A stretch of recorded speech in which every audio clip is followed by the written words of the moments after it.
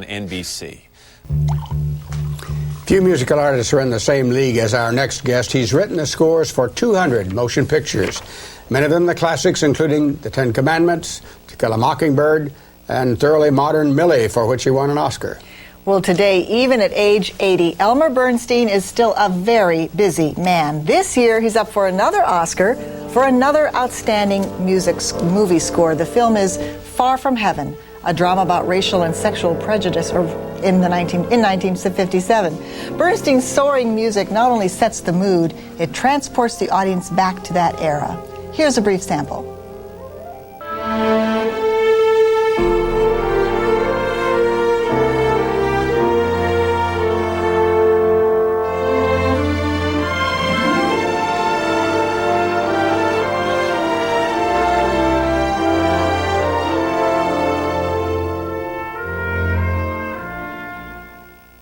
Joining us now, the man behind the music, Elmer Bernstein. You particularly enjoyed this assignment, you said. I really did. Yeah. I really did.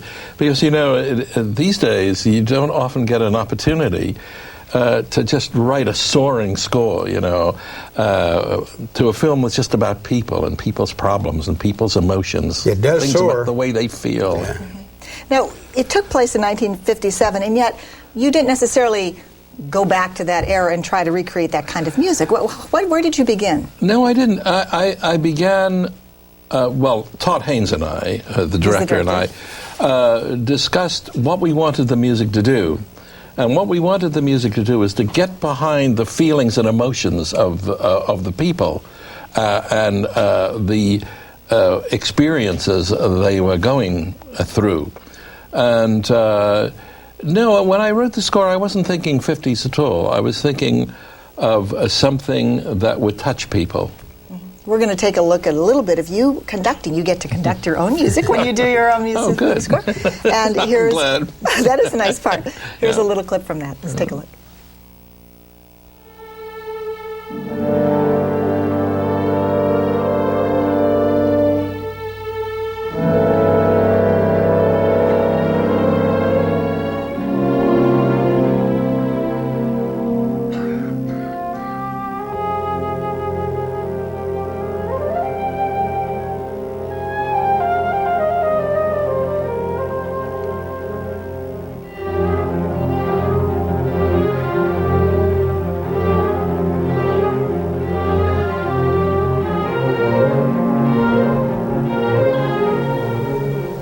Now, you're known for really breaking ground. Did you do anything unusual in this particular movie? I think I broke ground. Nobody's heard a score like this for about 20 years. That was groundbreaking. Right? Yeah. I should think so. It felt, you know, when I wrote this score, and I was thinking, my goodness, nobody's heard music like this for so long, it's going to seem like a revolution. Meaning lush and that Yes, just, you know, just emotional music, going for the emotion, going for a line, a tune, if you will, that makes you feel something. I listened to the score in my car driving home from the studio, and it isn't often, I think, that movie music stands alone, but this does stand alone. Well, you don't write the music to stand alone. You're very happy if it does. Of course, I'm very happy that this does. You're underwriting the scene, I assume. Yes, basically, that's the important thing. You are saying to yourself, what do you want the audience to feel as a result of the music being here? Some instruments convey some of that feeling. I notice you use a lot of bassoon, a lot of oboe. Yes, I've always been partial to woodwind instruments in general, the flute, oboe, and more recently to the bassoon. It's funny you picked that one out. Yes, there's a lot of bassoon in this particular score. You also did something very unusual, I guess, The Man with the Golden Arm, which was a classic 1955 Frank Sinatra film. For the first time ever, you introduced jazz as a music score. That was unheard of until then, yes? Well, jazz had been used a bit at a time prior to that, but this was the first time that an entire score was dominated by this huge jazz orchestra that we had, a big band jazz orchestra. It was really an all-star band. And then in To Kill a Mockingbird, you did something different because you went for, if I can use the word, kind of a minimalist approach as opposed to, heavy-duty orchestra all the way through. Well, To Kill a Mockingbird was about children. it was adult issues, but it's all these issues seen through the eyes of children. So therefore, you hear a lot of solo piano, like children sometimes go to a piano, pick out a note at a time. A lot of bells, harps, music box effects, things of that sort. Now you have such a resume of films. We're going to give people a little idea of all the films that you've written for over the many decades. Let's take a listen.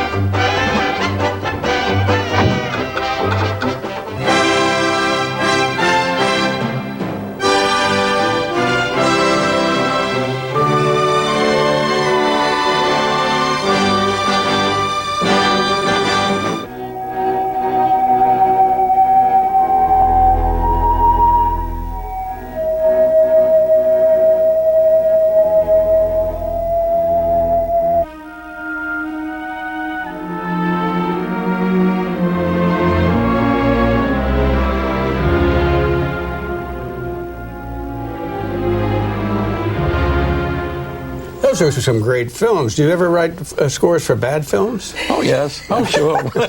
If you do 200 films, you're going to have written some music for bad films. You just remark on the good ones then. Yeah, shall we talk about Robot Monster?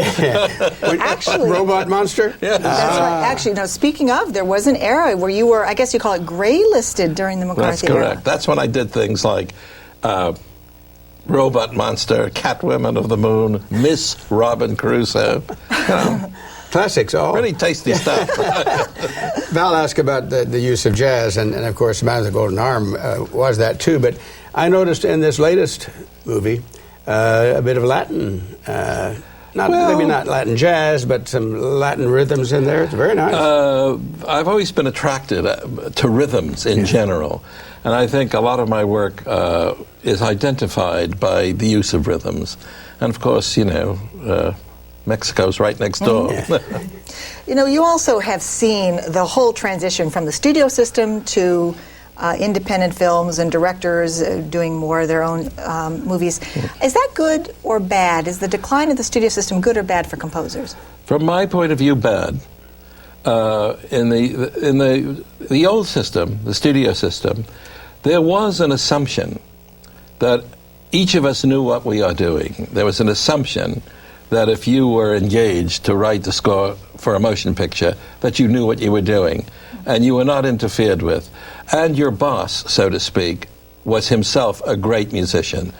Let's say Alfred Newman at Fox, John Green at Metro, Ray Hindorf at Warner's, Morris Stoloff at Columbia. These were really superb musicians, and those are the people you dealt with. And those are the people that protected you. But under that system, you pretty much had to do the films they assigned you to do, didn't you? Well, I was freelance. I was always freelance, so I was never under contract. But I wouldn't knock the under contract thing either, because for young composers, let's say you were signed to a 5-year contract or something like that, that was your time to learn, There is no way that young composers can really learn anymore. There's no system that helps feed them into the system. Well, they'll have to watch all your movies instead as a way to learn. Elmer Bernstein, thank you so much, and good luck on Oscar night. It was a pleasure. Thank you. Thank you.